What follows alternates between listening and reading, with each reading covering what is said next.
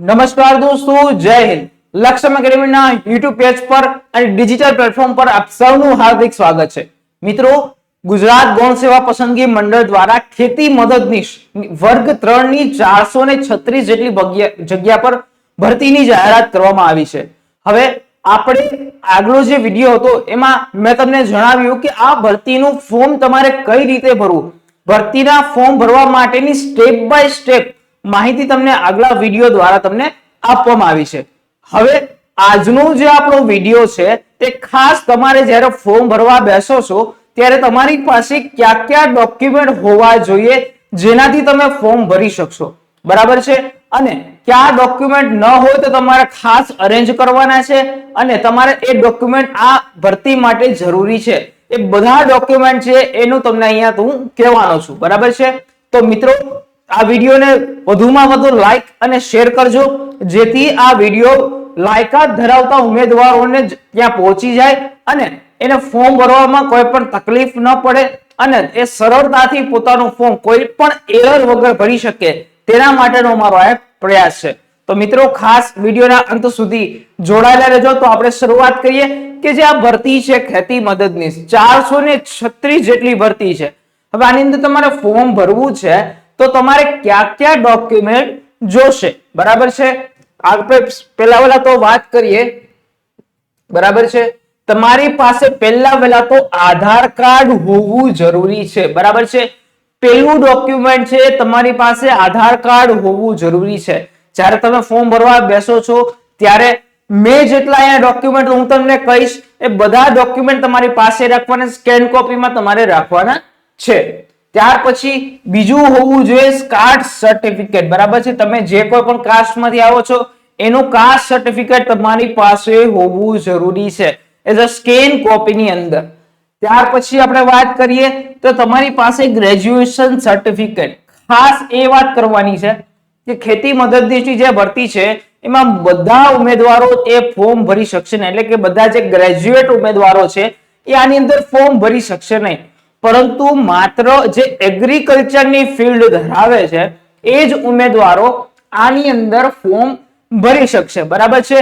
એ કયા કયા ઉમેદવારો છે કે જેને ડિપ્લોમા ઇન એગ્રીકલ્ચર કરેલું હોય, ડિપ્લોમા ઇન હોર્ટિકલ્ચર કરેલું હોય, ડિપ્લોમા ઇન એગ્રીકલ્ચર એન્જિનિયરિંગ કરેલું હોય, ત્યાર પછી ડિપ્લોમા ઇન પ્રોસેસિંગ કરેલું હોય. આવા બધા જે ફેકલ્ટી, આવા બધા જે લાઈન છે, આવી બધી જે એન્જિનિયરિંગની જે લાઈન છે એ બધા ઉમેદવારો આની અંદર ફોર્મ ભરી શકશે, બરાબર છે. આ ઉપરાંત જે લોકોએ બીટેક કરેલું હોય, ડિપ્લોમા ઇન એગ્રીકલ્ચર, ત્યાર પછી બીએસસી એગ્રીકલ્ચર કરેલું હોય, બીટેક ઇન એગ્રીકલ્ચર એન્જિનિયરિંગ કરેલું હોય, ત્યાર પછી બીએસસી ઇન હોર્ટિકલ્ચર કરેલું હોય, આ જે બધા સ્નાતક કક્ષાની પદવી ધરાવતા જે ઉમેદવારો છે, ત્યાર પછી બીટેક ઇન ફૂડ પ્રોસેસિંગ કરેલું હોય, આ બધા ઉમેદવારો જે આ ખેતી મદદનીશની જે ભરતી છે એની અંદર ફોર્મ ભરી શકશે. એટલા માટે ખાસ તમે જે આમાં જે લાયકાત આપી છે એ પ્રમાણેનું તમારી પાસે ગ્રેજ્યુએશન સર્ટિફિકેટ હોવું જરૂરી છે, બરાબર છે.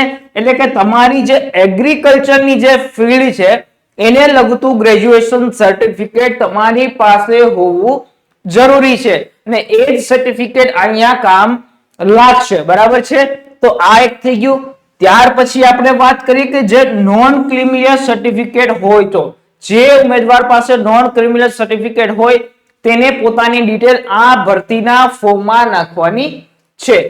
ત્યાર પછી વાત કરું કે જો કોઈ પણ ઉમેદવાર છે આ ફિલ્ડમાં છે, એને આની અંદર અભ્યાસ કરેલો છે, પરંતુ એની સાથે સાથે એ સ્પોર્ટ્સમાં પણ ઘણો બધો આગળ છે, એની પાસે સ્પોર્ટ્સ સર્ટિફિકેટ છે, બરાબર છે. ક્યાં સ્પોર્ટ્સ સર્ટિફિકેટ હોય તે ઉમેદવારને વધારાના ગુણ મેળવવામાં ઘણું બધું આની અંદર ઉપયોગી થશે. હવે વાત કરું તો કેવા સર્ટિફિકેટ, ધારો કે તમે ખેલ મહાકુંભ છે, ખેલ મહાકુંભનું તમારી પાસે સર્ટિફિકેટ છે તે એ અહીંયા તમે નાખી શકો છો. ત્યાર પછી કોઈ પણ સ્ટેટ લેવલની જે સ્પોર્ટ્સની જે ગેમ હોય એની અંદર તમે સારો એવો રેન્ક કરેલો હોય એની સર્ટિફિકેટ હોય સ્ટેટ લેવલનું, એ આની અંદર તમે નાખી શકો છો.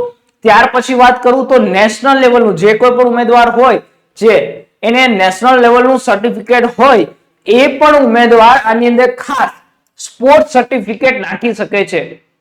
જો તમારી પાસે સ્પોર્ટ સર્ટિફિકેટ હોય અહીંયા નાખશો તો તમને વધારાના ગુણ મેળવવા માટે તમે લાયકાત ધરાવો છો, એટલે કે તમને વધારાના ગુણ મળશે. જે સ્પોર્ટ્સના જે માર્ક છે એ તમને અહીંયા મળશે. બરાબર છે.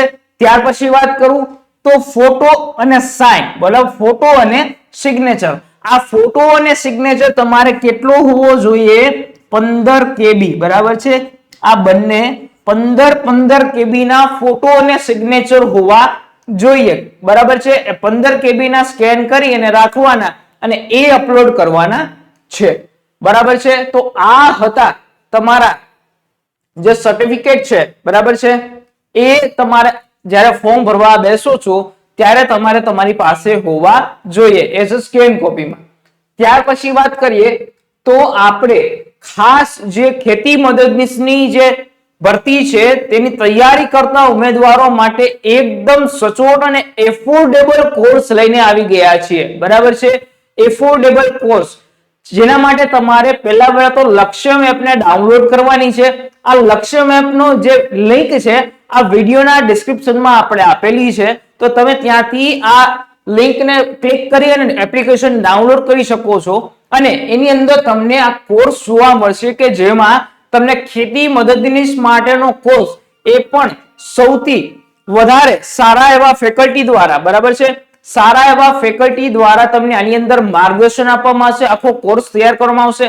અને રહી વાત ટેકનિકલ માટે પણ સારા એવા ફેકલ્ટી આપણી પાસે છે. બરાબર છે. ટેકનિકલ જે 120 માર્કનું આની અંદર પૂછાવાનું છે એના માટે પણ આપણી પાસે ફેકલ્ટી છે. અને આ કોર્સ તમારે જ્યારે લેવો હોય તો લક્ષ્ય મેપની અંદર જવાનું છે. ત્યાં ખેતી મદદનીશનો કોર્સ અવેલેબલ છે, જેમાં તમને લાઈવ પ્લસ રેકોર્ડેડ વિડીયોઝ મળશે અને 1 યરની વેલિડિટી મળશે. બરાબર છે. 1 યરની validity, live plus recorded video, અને માત્ર ને માત્ર કેટલા રૂપિયામાં? તમને 4000 રૂપિયામાં જ આ કોર્સ મળશે. આપણે એફોર્ડેબલ પ્રાઇસ થી કામ કરીએ છીએ, નહીં કે ખૂબ વધારે પૈસા. બીજાની જેમ આપણે પૈસા વધારે નથી લેતા, પણ આપણે સ્ટુડન્ટ એફોર્ડ કરી શકે એટલો જ આપણે ભાવ રાખ્યો છે. એટલે મિત્રો માત્ર 4000 રૂપિયામાં આ તમારે કોર્સ તમે પરચેસ કરી શકો છો. હવે તમારે એપ્લિકેશન ડાઉનલોડ કઈ રીતે કરવી? પ્લે સ્ટોરમાં જઈ અને લક્ષ્યમ એપ ડાઉનલોડ એવું લખશો. બરાબર છે. લક્ષ્યમ એપ લખશો એટલે અહીંયા આ ટાઈપનો લોગો આવી જશે કે આ લક્ષ્યમ એપને ડાઉનલોડ કરી લેવાની રહેશે. બરાબર છે મિત્રો, ખાસ.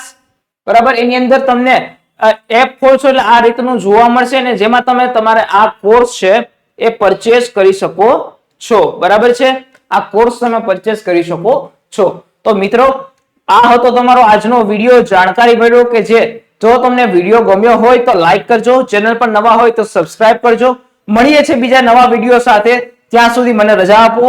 નમસ્કાર. જય હિન્દ, જય ભારત.